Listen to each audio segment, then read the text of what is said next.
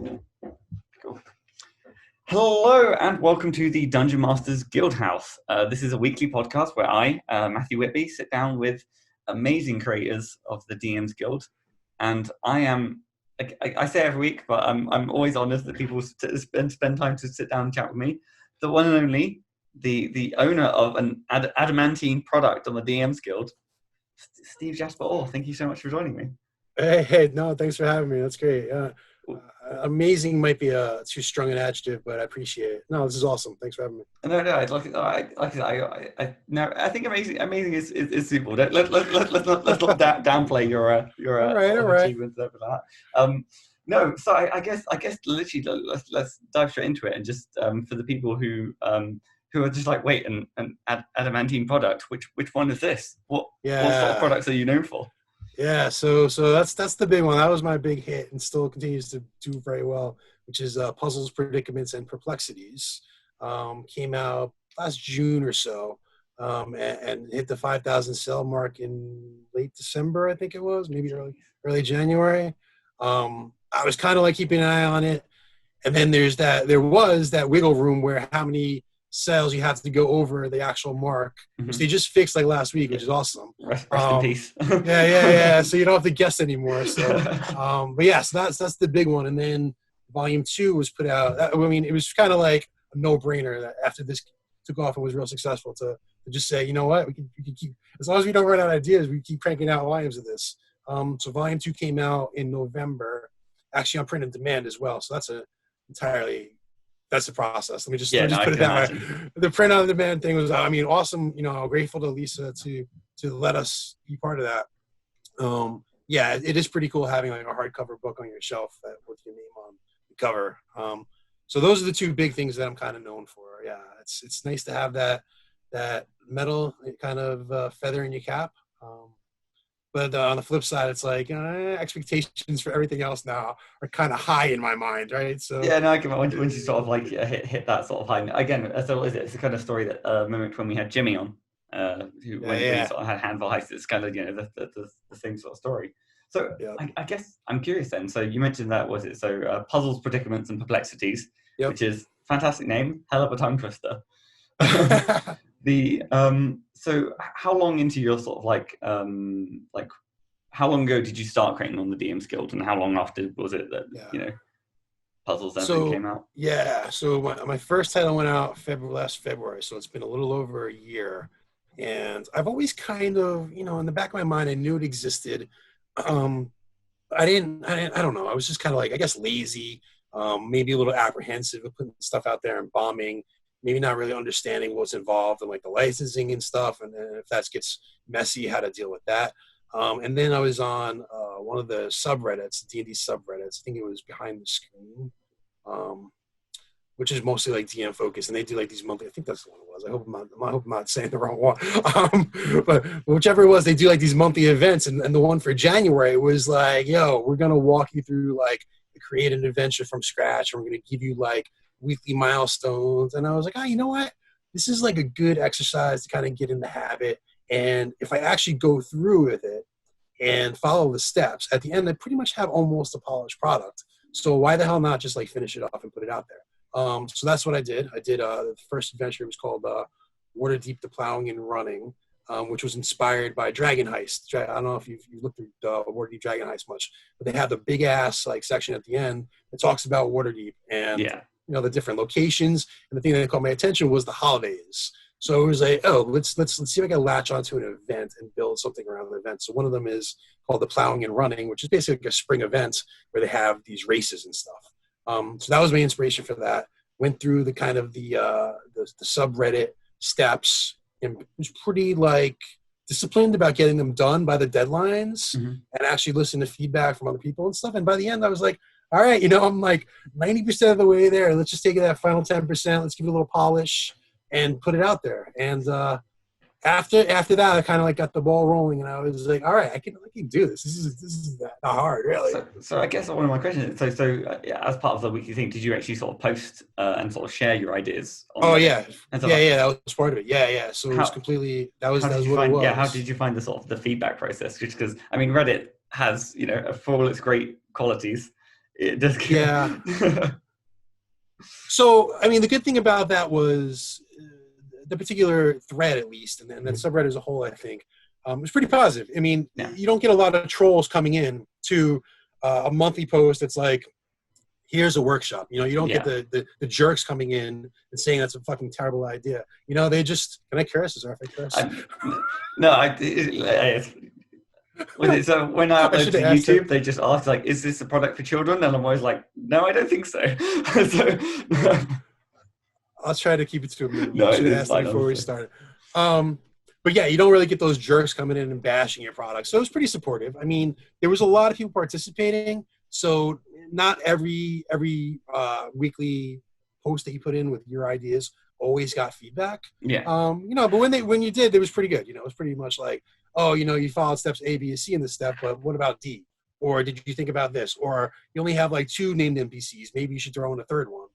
So it was pretty good. I mean, it was a pretty good process. I mean, it kind of sounds like it's kind of like an earlier version of what the RPG Writers Workshop, because I don't think that was like fully operational when you first started. Right. If it was, it was probably like the early. Yeah, I think it might have like just started. So you're right. Yeah, no, it is very similar to that. And those guys are awesome. I love those guys. Yeah, no, of course. So I guess so. What's kind of interesting is taking the sort of like the hard book covers. They're sort of like descriptions of locations. The one they have in Waterdeep and the one they have in Baldur's Gate. They're just so rich of like adventure hooks or things to sort of like dig into. And they really are. I get one of the kind of questions that I kind of have like is the puzzles, predicaments, and perplexities is it is an odd product. Just because like normally when you think of the DMs Guild, you normally have like player options, you have sort of adventures, and then I guess it falls into the idea of like tools for DMs to just sort of It was like, do you mind sort of like digging into like what the inspiration was behind all of it? Yeah, so I mean, you're right, and it's funny because when I try to list it on the DMs Guild and they have the little categories that you tick off and for people to search on, it's like, oh, what does this really fall into? It's not an adventure. Yeah. It's not character options. So you're right. It is a little bit different. I mean, I've always kind of wanted to do things that are a little bit different, right? I feel like, I mean, there's obviously character options and adventures are like super popular. But on the flip side, they're also that area is a little bit crowded, right? Yeah. So what I've tried to do is try to think of areas that aren't necessarily what's missing, right? What doesn't it have? Like, and it's funny because the puzzles idea was kind of in my head a little bit, and then there was a podcast. I think it was Travis, and he had the maze on. That was her first name. Shit, you might have to edit this. You know what I'm talking about? No, so the maze, a product about maze. No, the Ashley May. The maze. No. Sorry, MAYS. Yeah, no, okay, I get you. For some reason, I drew a blank on her first name, but they were on Travis's show, and I was watching. I was like working from home that day. It was like 3:00 in the afternoon. And I was like, I'll put this on in the background. And he asked them at the end, he was like, what would you want more of at the DMs Guild? And Ashley's answer was like, I would love to see more puzzles books. And I was like, all right, like, that's it. I'm doing this, right? I'm sure she's not the only one that's thought of this. So that was kind of like the final straw. And I was like, all right, you know what? Let's try this. Let's see how it goes. And it's gone pretty well. So. No, 100%. And I in fairness, like, again, it's kind of the thing of like, even though there's not like a necessarily like a tag for it, it's clearly things that people want. Right. And to sort of talk about like the sort of the template of the document, it is like, so it's like it's 10 or so. Is it like, how many is it exactly? I think the first one is 10 and the second one is 12 or 15. Nice. So again, so it's not necessarily, it's not a book of like 100 puzzles. No. It's a book of like 10 solid sort of ones that you can sort of throw at your players, and they're sort of be churning with over a while. And I mean, it's not a lot because they take a while to kind of think of, right? Like, and I should say, I probably should have said this up front. I have like a co-author that works with these on me. His name is Bill Petrino. So the two of us bounce the ideas off each other. We kind of come up with these ideas, and they're like, how would this work? And there's plenty that like don't make the cut. Yeah. Like, like there's definitely ones where we're like, oh, that sounds like a good idea, and then we try fleshing it out. We're like, yeah. let's put that aside. Maybe we'll put it in another volume. Well, no, so it's nice to have those two people that bounce off each other. So I was going to say that's a perfect sort of lean into the first question, and it's like, okay, so maybe just for the sort of the puzzles in this one, and maybe more broadly, but what exactly is your creative process? So it seems like you take inspiration from, I guess, podcasts or the hardcover books, and that sort of gets the spark of the idea. But so there's one other thing I should mention. So I have this book. It's an old like, I don't know what edition, maybe 3.5, maybe even 2. Dungeon Dragon book called the Book of Challenges, right? Oh, okay. And when I kind of picked up 5e, I dug it off my bookshelf. I'm like, oh yeah, let's put some puzzles in it. And I'm going through them. I'm like, I don't like most of these. I mean, I hate to say it, but like it's stuff like, you're in a maze with a bunch of like rust monsters or blink dogs. I'm like, okay, I guess it's a book of challenges. It's not a book of puzzles, but I was expecting like, something a bit more than that. Yeah. So I did use that book as a little bit of inspiration in terms of like just ideas where to like start and stuff. And then like, some of these things are kind of traditional brain teasers with like a different twist on them. There's one in volume 2 where it's there's skeletons on thrones and boxes chests in front of them, and it's like there's different gems in each of them. You have to figure out what type of gem is in which of them by only looking at one in each. And that's like a traditional, like almost like an interview question, right? Yeah. So I think they usually use like apples and oranges or something like that. So sometimes it's things like that. Sometimes it's things like we've seen in video games. It's funny. There's one in volume 1 where you gotta basically draw a design in the sand, and like I made this one up completely. I thought I made it up completely on my own, and then somebody this has been out for months already, and somebody wrote on reviews on the website was like, hey, this is really great. I picked one of the puzzles I put in my campaign, and the players solved it immediately because it's from like the video game God of War. And I'm like, I swear I did rip that one off. Yeah. Then I found a video of it on YouTube and I watched it. I'm like, all right, it is pretty similar. It's not like identical, but you do have to draw something in the sand. So I never even played the game, so I wasn't even like subconsciously inspired. I mean, that's the nature of good ideas. Chances are that they're probably springing up all over the place. That's true.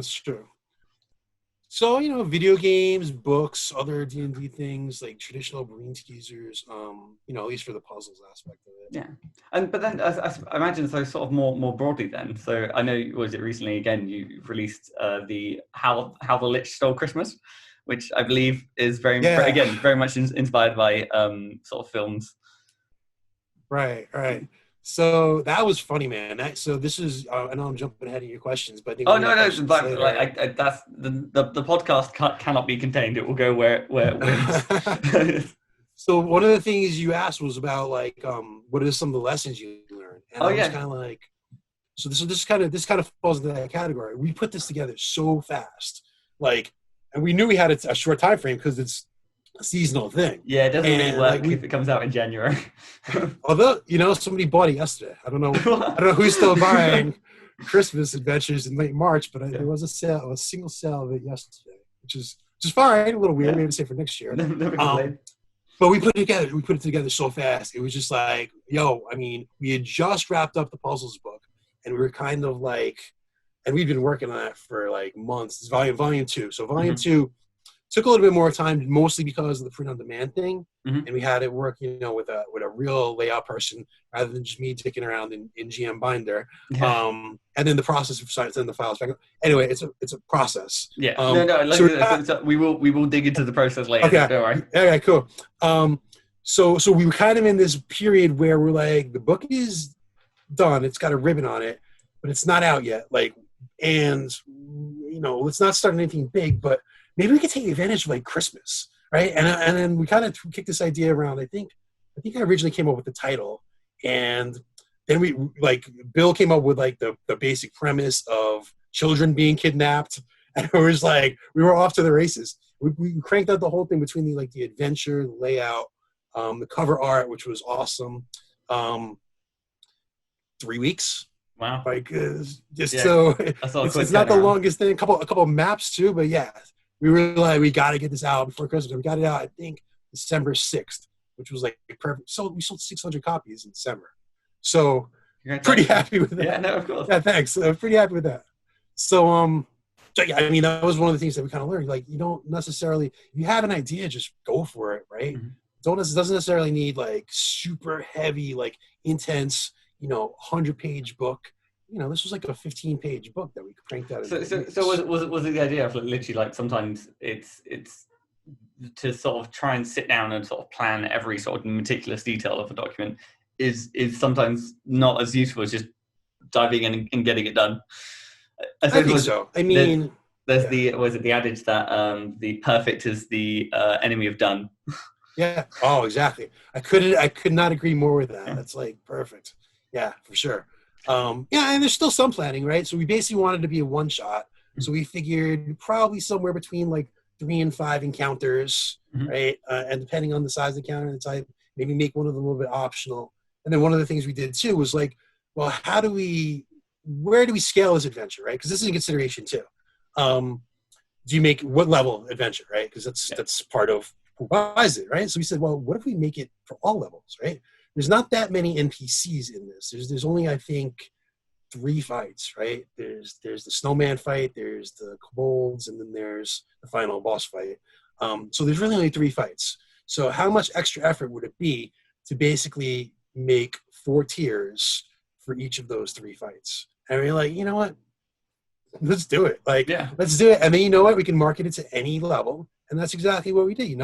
It's any level can play it. A 3rd level party is going to have, the story will be the same. The general flow will be the same. The only thing that's really going to be different is like the DC of some of the encounters will be different. If they're doing an investigation check, we kind of put guidelines in for scaling that. And that was actually something we ripped off from the puzzles book too, right? There's guidelines in there for kind of scaling the puzzles up for your party, right? If you want to have them do an investigation check, it's a tier 1 level 4 party. It's 13. The DC is 13 investigation. If it's a level 19, crank it up. I think it's 2 points for every tier. So what would that be like? Oh, Plus so 19, like right? yeah, 19 or so. Yeah.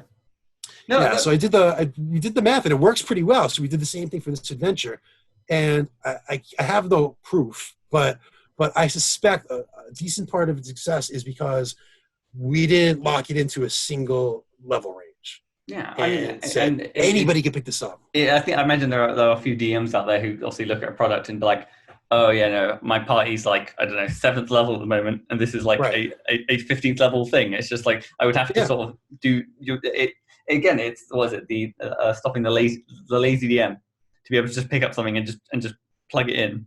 Yep. I do have an interesting thing. So how did you find like when it comes to like stacking up monsters? Oh God, I'm not Yeah, great at because that. obviously it isn't just like increasing the DC, or I imagine it, Yeah. and you didn't go the same of like, oh well, if it's a tier 4, you just give it more health and you give it like D12s. Yeah. I'm going to be brutally honest here. I usually look for stuff and that around the CR that I want and reskin them. No, yeah, Um, 100%. it's just that's not my wheelhouse. Coming up with creatures from scratch. I know there's some tools out there like spreadsheets, and there's some people that are like really really good at it. That ain't me. I'm like, all right, I know this is going to be a CR4.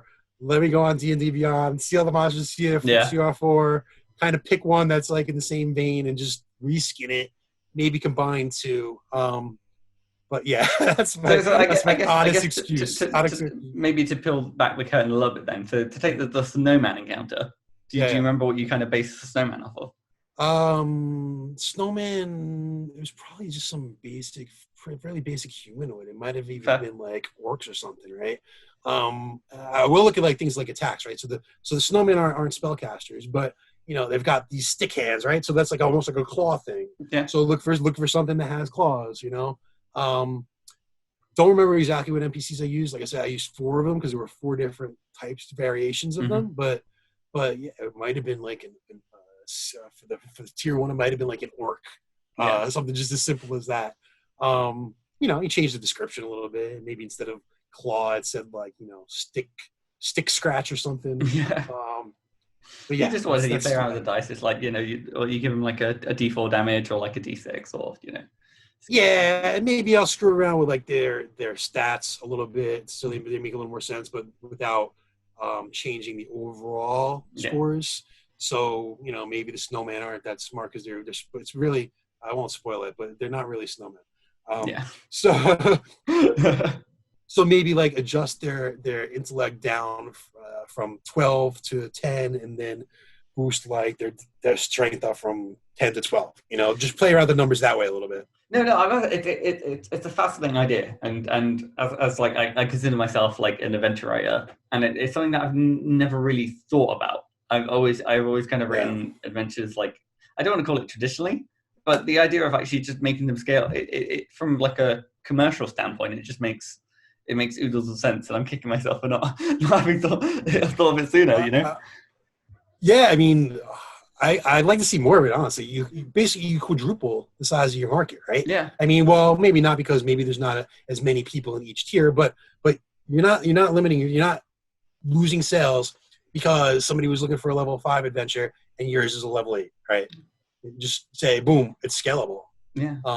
I mean, I encourage that. It'd be awesome to see more people doing it. It is more work, mostly around just balancing if you have creatures.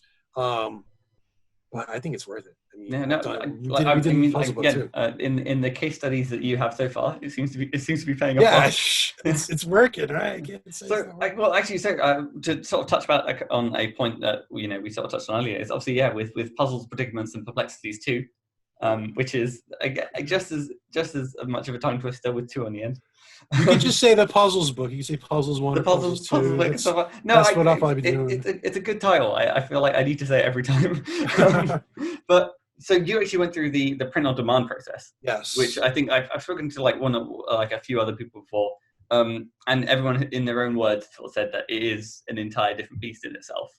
Do you mind sort of like touching on like what some of the difficulties you came across with? Is it mostly all in layout? I mean, it's mostly in layout. Well, the first thing, I think this is different as of a few weeks ago, but you first had to get approval, right? So email Lisa's. Lisa's awesome. I can't say enough good things about Lisa. She's my favorite D&D related professional person. So she's awesome. So you got to email her and basically be like, hey, I got this idea. What do you think? I approved. And I was pretty confident that based on the success of Volume 1, that the answer would be yes. And it was, thankfully. So then she was kind of like, well, what's your time frame? And I told her kind of, late October, mid-November. Basically, I wanted to be out before Thanksgiving. And she was like, okay, I'll pencil you in and let me know when you're closer. So we got closer, and we had an issue with the first layout person. Had a kind of rush in and get a second layout person. Anthony Joyce recommended. Oh man, I'm terrible with the names. Is it Gordon McAlpin? Yes, Gordon. Thank you, Gordon. Yeah, and Gordon was awesome. And he did. I mean, I would have been. I was happy to just kind of have like a traditional type layout and stuff, but he went crazy. He went nuts. He gave it a whole custom treatment. I was very happy with it. So that took time, right? That took a bit of time to kind of get that right. We also had a thing that made it a little more tricky, which we wanted to do right. So there's actually a puzzle hidden within the book. Oh, nice. And I guess I was kind of hoping it would organically be discovered, but it really wasn't. So by January, after like the holiday rush, I kind of announced on Twitter, and I was like, "Yo." I'm like, all right, nobody's discovered it. So there's a puzzle in the book, and the first 3 people to send me the answer will get a free hardcover copy. Just to take it, have all 3 copies been claimed? Yeah, it was pretty quick too. It was probably within 3 or 4 days. But in the kind of cooking the puzzle clues into the book itself, there were particular layout pieces that had to be put in place. I mean, I'll try to, in case anybody wants to solve it at home, I won't completely spoil it. Yeah, no, of course. There's things that are happening on particular pages that are related. So I had to give Gordon, like, on pages 7, 19, 13, this is what you got to do. So that took a lot of extra time, not just from him, but us like validating it.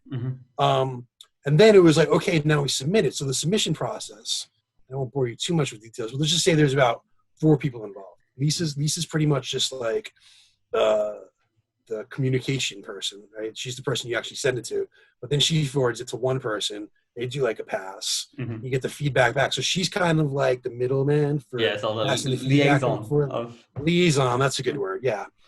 Then it goes to like another person. So there's a lot of back and forth, and there's some delays, and we actually had to change something because I think on the back cover, one of the reds, I don't understand the intricate details of it, but Gordon fixed it really quickly. Like one of the reds was too bright or something. Okay. So we had to redo that. Yeah. So it just, there's a lot of back and forth. There's about 4 steps in the process. And then there's, sending the email to Lisa sending it to somebody else, and then the lag time in between. So the whole process was probably, just that part after the book was done was probably about 5 weeks. And I can imagine that there's like once she sort of reached that sort of layout point of a project. Oh, she's super. Yeah, well, no, I mean as well as like a creative. It's like it's for you. It's done. You just want to like you just like it's like I could upload this right this second. It's literally complete. And having to wait 5 weeks, essentially a month and a bit. Oh, geez, I've lost. And then she was away at a couple of conferences too. So then, obviously if she's on the road, she's not really answering emails. She gets back and, you're kind of wherever you are on the queue. So you have to be a little patient. Yeah. But she was super patient with us. She was super accommodating. We got it out like right before Thanksgiving. Mm-hmm. I think it was the Tuesday before Thanksgiving. So we met that goal of like wanting to get out before Thanksgiving. So I was happy about that. And like I said, like it's just a beautiful thing to actually behold. You're like, oh, this is awesome. So how many copies do you have? Do you have just the one, or do you get like a test copy as well? Don't you? Yeah. So you have to order a proof to make sure that everything looks okay. We actually did hardcover and softcover, so I have a copy of each. But if it's okay, then that's the same as the final product. So those are the two copies I have. I have one hardcover, one softcover, and they sit in a place on my shelf right next to all my D&D books, and I pretend it's like a real D&D book. It's kind of awesome to sort of see the sort of they sort of almost like the official stamp, the seal of like this is a physical thing. Yeah, that's what it feels like. Yeah, no. Like I said, I think that's like a long, like a not a long-term aspiration, but like it would be nice to be involved in it. At the moment, I print my adventures off in black and white. I do the thing where you staple them. But yeah, no, it's awesome, and I think especially it's fortunate that you got in at the time that you did before they sort of like shifted. Yeah, I know. I got a little lucky there before they shut them down too. I think at one point, maybe like a month after we got approval, she was like, "We're done for the year, and we're going to figure out the process." So yeah, I know we definitely got lucky to get in right before they kind of changed things. I think it is entirely understandable, because obviously the last thing we want is the DMs Guild to be losing money on all of this sort of the people who apply for pods. And then we lose the entire service as a whole, which I think would be but no, to sort of I guess to sort of bring it back to your creative process, and to sort of slightly back on topic, away from this sort of nitty gritty pod talk. Do you have like a particularly favorite part of like designing or like writing, or what kind of?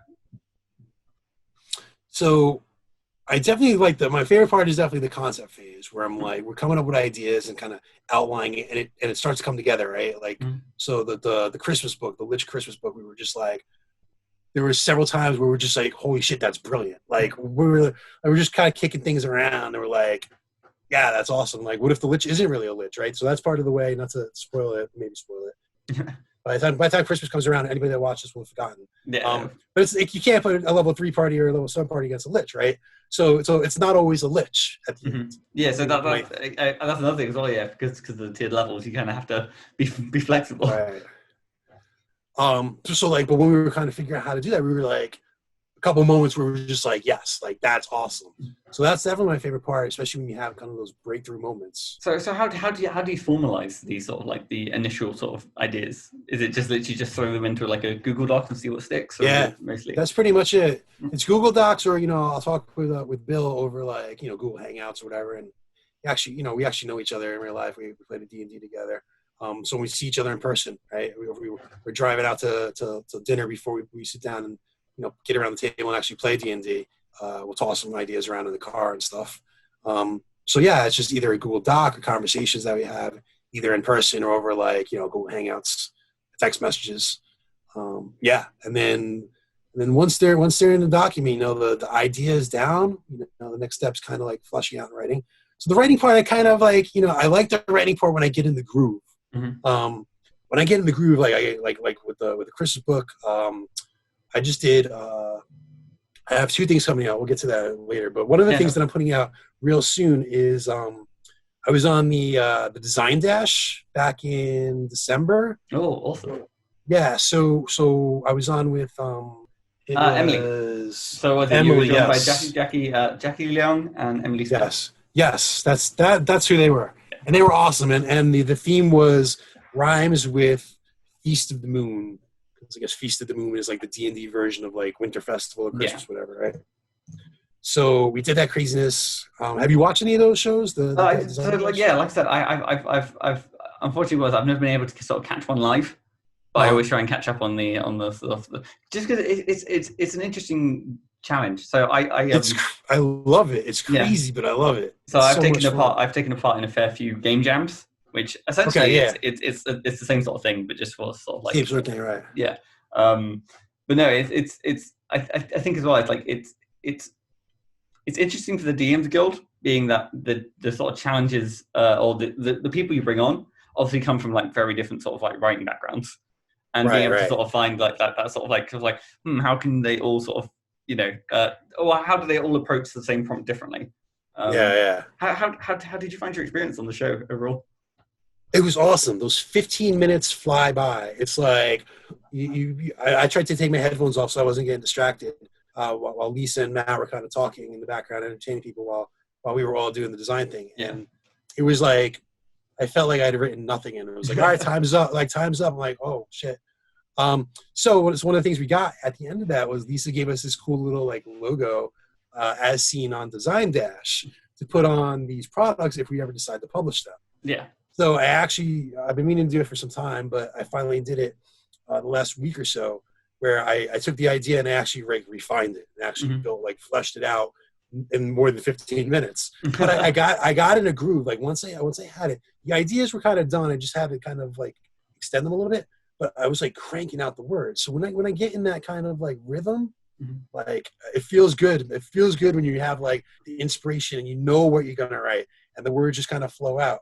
So that doesn't always happen. Yeah, no, but it does. It feels great. Is there anything that you do in sort of particular to sort of like get in the groove, or is it just you just sit down at your desk and like I'm in the groove? It's like you can't really you can't really preempt it or plan it. It just happens.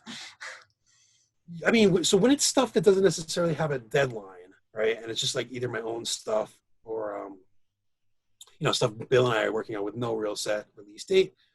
I kind of just like let it happen, right? When I feel, sometimes I'm feeling it, right? Maybe I'll reread the outline. Maybe I'll watch something like a Design Dash or a show like this, or maybe last night's D&D session got me like amped up and I'm feeling it. So that I kind of let it. Now there's the flip side where you're in part of a collaboration. You got a deadline. Yeah. You don't really have a choice then, right? If your stuff is due like on a Friday, you better get in the groove. So when I can, I kind of know when the mood hits me. It's usually like not after a day of heavy drinking where I'm feeling kind of hungover. Those are usually not the days where I get in the groove. Small things like that help, yeah. But yeah, I mean, so back to kind of, I know I talk and get on these tangents, but the original question about like the favorite process is definitely like the concept phase. And I'd say the second thing is like the writing part when you get into this groove, it just feels good. Yeah. And so that kind of leads into the sort of the counterpart of that question. What are your kind of least favorite parts, if any? I mean, obviously we're all enjoying the sort of creative process of creating products for Dungeons and Dragons, but there's got to be a dark side somewhere. Yeah, so it's always like the end of the project where you feel like you're that close and you're like not quite there. So whether it be kind of like going back and forth with the editor or like the final layout, whether you do it yourself or you pay somebody to do it. It's kind of like I've read this fucking thing 5 times. I just wanted to be out the door. You know, it's kind of like that final stage where it's just like, and I know it needs it. It's like the not most fun part. Yeah. So we have something releasing tomorrow. Ooh. that I just read for the 6th time today. I think at the time of this podcast, it should be already out.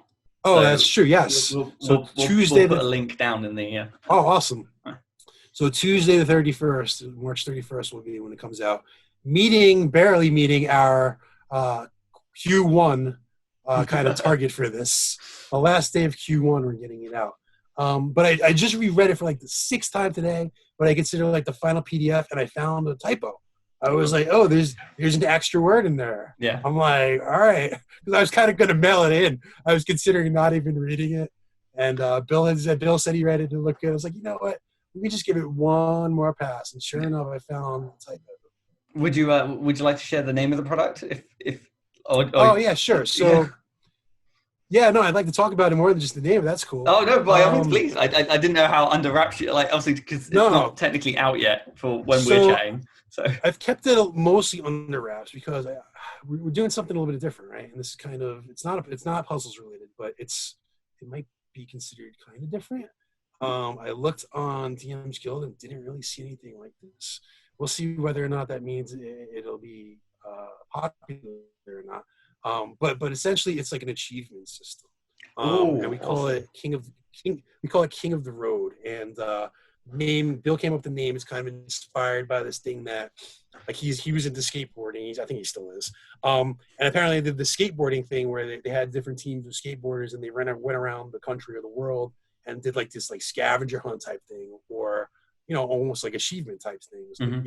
I don't know. I'm not a skateboarder, so I'm getting the terminology wrong. But do an ollie over like a blue car or something like that, and it's worth like 50 points or whatever, right?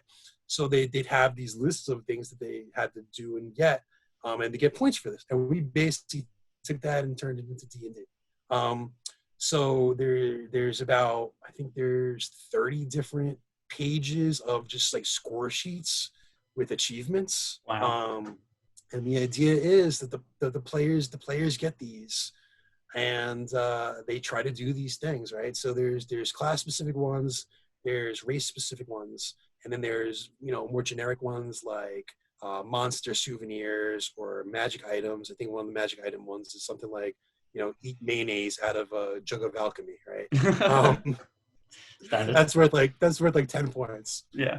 There's like social encounters. There's ones about like fooling people. We came up with there's almost 300 of these freaking things.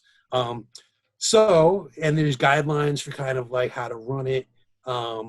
There's a temporary reward for the people that are the current point leader gets like a magic bracelet that grants them a buff, and then at the end, wherever the end may be, and there's guidelines in the book on how to do this, but basically the DM decides like at a predetermined end. Maybe it's level 10, maybe it's level 15, maybe it's like right before they fight the big bad guy.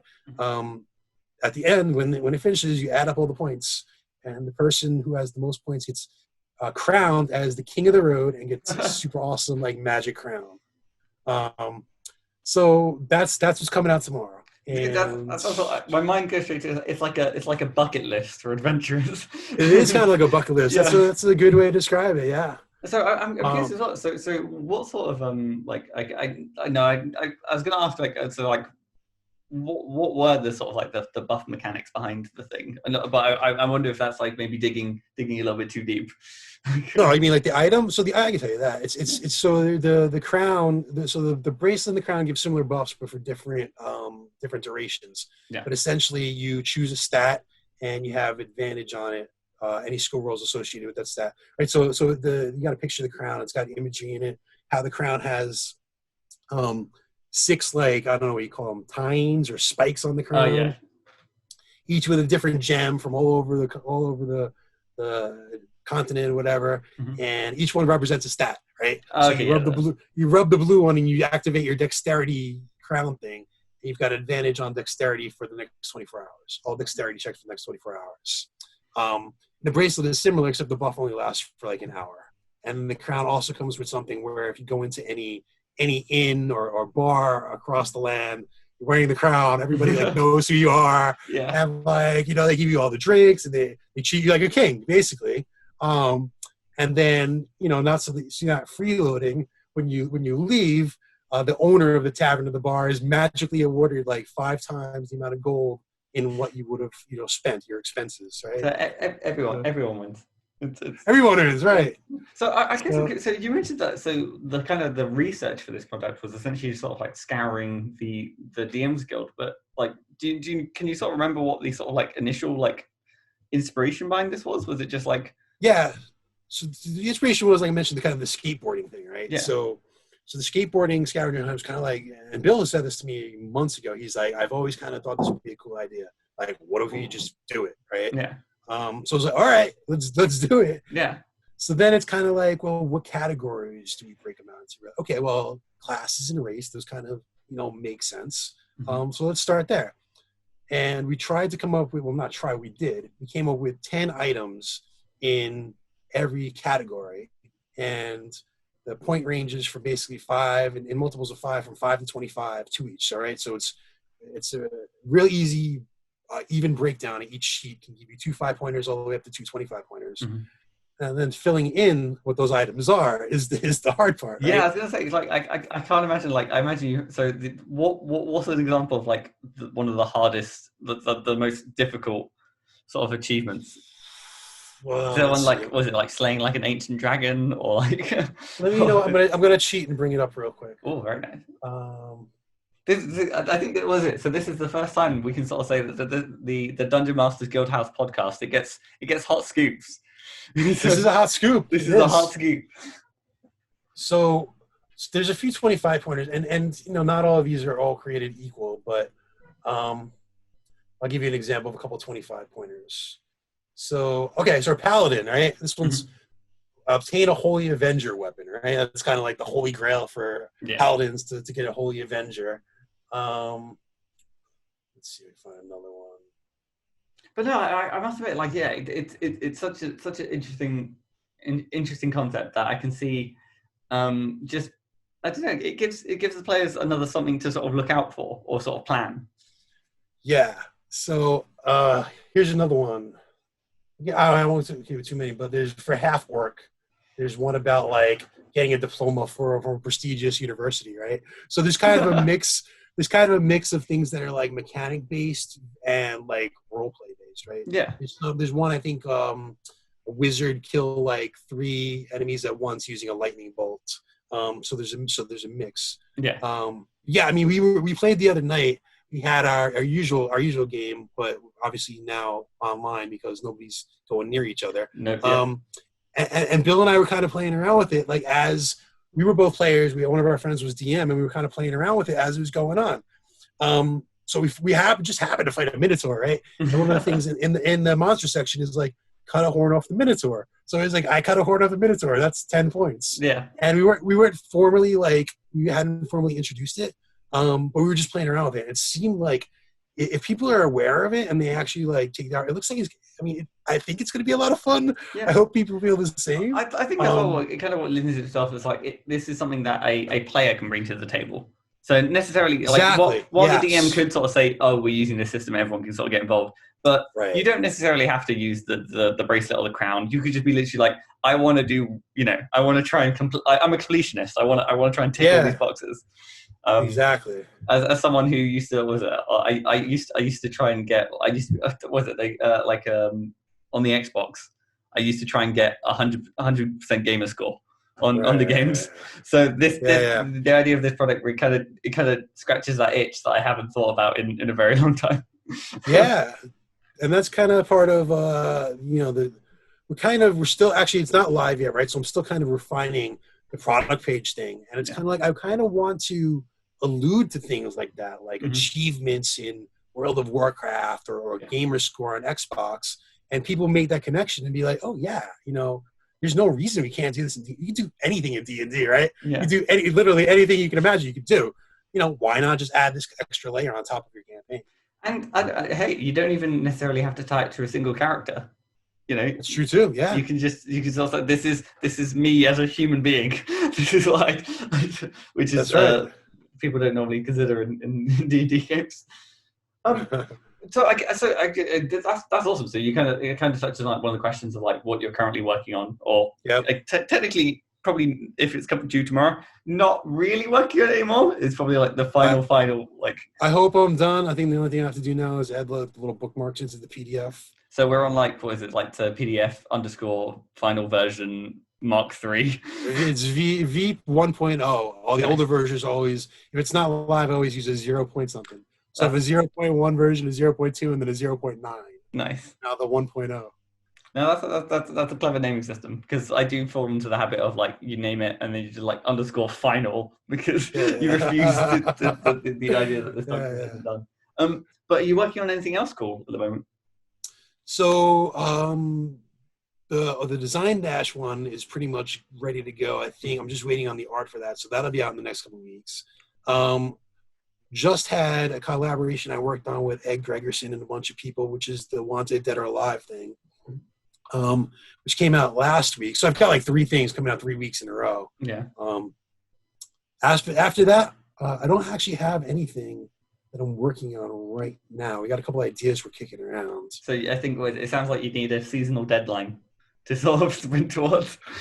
So I wanted to get 2 things out in Q1. We really only kind of got 1. Although I had 2 collabs, so maybe I'll count those for me personally. I'd say it counts, yeah. Yeah, I was trying to get 2. I know some people are way more prolific than us, but I try to avoid burnout. Yeah, I think it's the case of what everyone has like different work schedules as well. It's hard to you don't know what, like, I'm sure if you had the same as much time as other people, or the whatever it is. This year we're kind of aiming for 2 products a quarter, so we'll see where we are at the end of the year. I think we did like 5 or 6 last year, and that was even the full year. So if I get 10 out by the end of the year, I'll be pretty happy. Actually, so this actually sort of springs to mind like a kind of good question that I kind of asked when I spoke to Justice, who typically works with Anthony hand in hand in most products. Yeah. They've got like a nice. What's it kind of like having like a consistent like work partner in Bill? Oh no, it's great. I mean, we get along real well. We got a lot of the same kind of personality, same kind of ideas. Mm-hmm. We both played in bands, so we kind of got that musician background as well. Just creativity, but it's good, man. We're on the same wavelength, and I mean, I've done all the collaborations. I've actually been in collaborations with Justice as well. Actually, Justice did our art for Puzzles Volume 2. Yeah, he did a lot of the interior art, which is awesome. He was like, I don't know if people really want this. It's like black and white. It's like black and white ink. I'm like, nah, dude. I'm like, it looks good, man. Just like, let's do it. The man has too many talents. And it came out nice. He does. Too many talents. No, honestly, he's so lovely.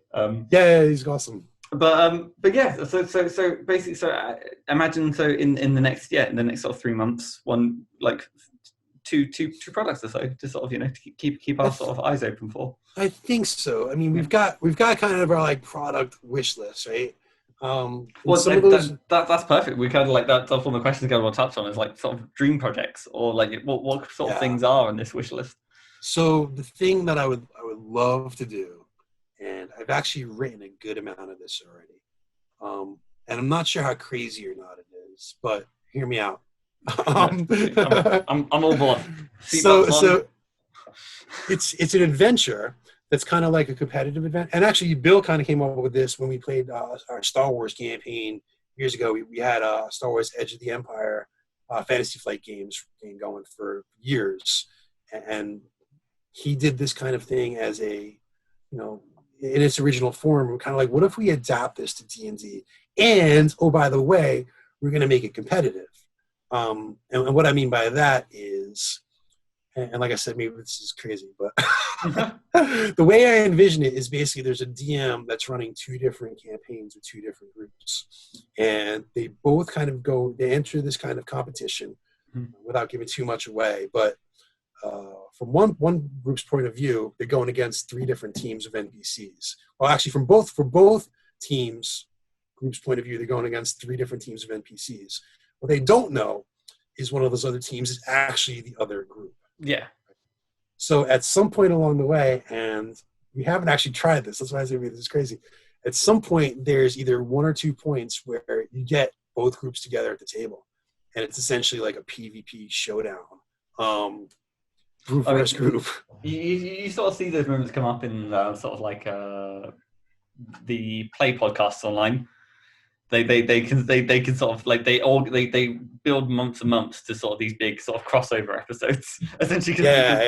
I'll be fascinated to see if you can somehow pull that off for like the the everyday game just for people at home. Yeah, I mean, I think that the challenge there is when you do get the crossover part of it, depending on the size of the group, you're talking about like 8 to 10 players, right? Mm-hmm. And then if you make it a PvP aspect, which is part of the plan, that's a pretty big combat with a lot of players. So to keep everybody engaged and organized and on top of things, like, so that, they wait 15 minutes for their turn to come around and, they're like, oh, now what do I do? Like, just keep it moving. I think that'd be the big challenge. But I really like the idea of this concept of somehow getting PvP a little bit more into D&D. So that's kind of my dream project. Yeah, no, it's a fascinating one, and I think it's not an easy one. That's for sure. No, it's a little ambitious. Yeah. But I'd like to say, if you can pull it off, I think that would be a really like. It's the sort of product that can seem to lend itself more towards a almost like a campaign book. Potentially. Sure. Because I guess it kind of needs that sort of. I'm sure you could sort of wedge it all into a one shot if that was a. No, it's definitely would be a one shot. Yeah. It would definitely be like a multi-session thing with like different acts. Yeah. And then you got to get the scheduling right and the timing right so that one's not ahead of the other. So it's not easy. I don't think it'd be easy to execute, and I think it might be even harder telling people how to execute it. Yeah. like all the things that you have to worry about. I actually have a decent amount of the PvP thing written. And I feel okay about it, but I haven't revisited it in about 6 months. It's kind of one of those things where it's like, I'll do this when I don't have any other ideas and I really like feel like I can buckle down and knock it out. Because it's not easy to like kind of design that craziness. I just want to be something like the ATMs pick up and don't say like, this is never going to fucking work at a table. I'm not even going to bother, But I think every sort of designer especially has a few of those products that they sort of like continue to chip at, and it's always on their back burner. And even if it doesn't necessarily turn into anything, it's still sort of like it helps fuel the other projects in a sort of weird way, by sort of having that sort of outlet. No, awesome. I like I said, I'm just sort of keeping an eye on time. Because I think we're getting close to the hour of allotted time. So I think it's probably good to actually look at the sort of wider DMsGuild community. You've actually mentioned a good number of names already. But I'm curious if there was anyone I was about to say anyone's any collection of people that you kind of want in the DMsGuild community that sort of inspires you. Yeah, I mean, we already mentioned Justice. Justice is awesome. Like, I got connected him pretty. Oh, I got connected him pretty early. His the cover for the Devil Advocates book with the devil writing the contract was so awesome. I was like, "Yo, who did your cover?" And it turns out I did use that same person for the. Was it Gwendy? Yeah, Gwendy. That's who it was. Yeah. Yep. And she did our cover for Volume 2. So I was kind of like, the lightning thing. I liked the dynamic. It looked like it was glowing. So that's kind of what we got going with the lightning also glowing. So I reached out to Justice pretty early on and kind of developed a relationship after that. So he's been awesome. Anne Gregerson is awesome. She's like one of my favorite people. Yeah. She was just running the collab that I was on with the Wanted villains, Dead Alive villains. She's like the nicest person, man. She's so like generous with her advice and time, and just like, she's awesome. I can't say enough nice things about her. Yeah, no. Oliver Clegg, his creativity and the crazy shit that he comes with is just like, that's awe-inspiring, man. Yeah. Some of the stuff that he puts out. So he's another good guy that I look towards. Which actually was it? This is Well, actually you kind of get. Sorry, you gave me kind of like a perfect segue for the fact that yeah. the Unbridled comes out today, or is out at Yes. this point. Well, And I one of my adventures, the known as the Freakiest of Fridays, nice. is within this bundle. So I will also I try not to use this podcast for my own personal gain too much. But there will be a link to this product in the sort of the podcast. Oh, I gotta go pick that up right after this. I knew it was coming out today. I just hadn't pictures yet. I've seen the hype for it. It looks amazing. It's a doozy. Like That's awesome. It's kind of fascinating that I can imagine the project for Oliver was a lot like herding cats, but for this product, it's kind of the experience that needed to happen. If it wasn't herding cats, I don't know what else other product it would have been. But no, sorry about that. I did Hags cut you off and unicorns, right? Yeah, hags and unicorns. That's all you need. Was there anyone else you wanted to sort of call out before I? No, I think that's about it. I mean, there's dozens of people, but we're running out of time. So yeah, no, of course. The community as a whole is awesome. Like there's very few bad seeds. The Discord server, it's just like a crazy resource. Twitter, people are awesome. Like I love this community. Well, what was it? I know the Twitter D&D universe is currently tearing itself apart in Team Owlbear versus Team Fireball. So I think hopefully, thankfully, another benefit of this podcast coming out later in the week. By now, the dust would have settled. I think Owlbear has probably unanimously won, much to my distaste. It was 60-40 last I checked. It seemed like it might be insurmountable. Lead. I'm just angry after what Owlbears did to my boy the Beholder. We were holding out. But that tangent aside, if they want to sort of keep up to date on all your sort of products and everything, what would be the best way for them, the audience, to sort of keep up to date with your products? So Twitter for sure. You can find me on Twitter at Agent Jaspor, one word, Jaspor spelled with an OR at the end. Mm-hmm. I mean, I keep that up to date with the latest stuff coming out. If you see this on Thursday, I'm sure I'll be spamming links to King of the Road. Yes. So if you're watching this and you want to try an achievement system, this is an achievement system. This is your gamer score. You can become a completionist all over again. Cutting off beholder stalks and minotaur horns and drinking mayonnaise. Drinking mayonnaise out of a jug. Honestly, so Steve, thank you so much for taking the time to sit down and chat. This has been awesome. This has been really insightful. Thank you, man. My stereotypical standard question I always leave to my guests is: do you have any ideas on how best to end a podcast? Do you have a catchphrase? No, dude. I've literally every week I've been making it up. At this point, I've kind of actually resorted to just letting my guests end the podcast or give me a suggestion. It's crazy.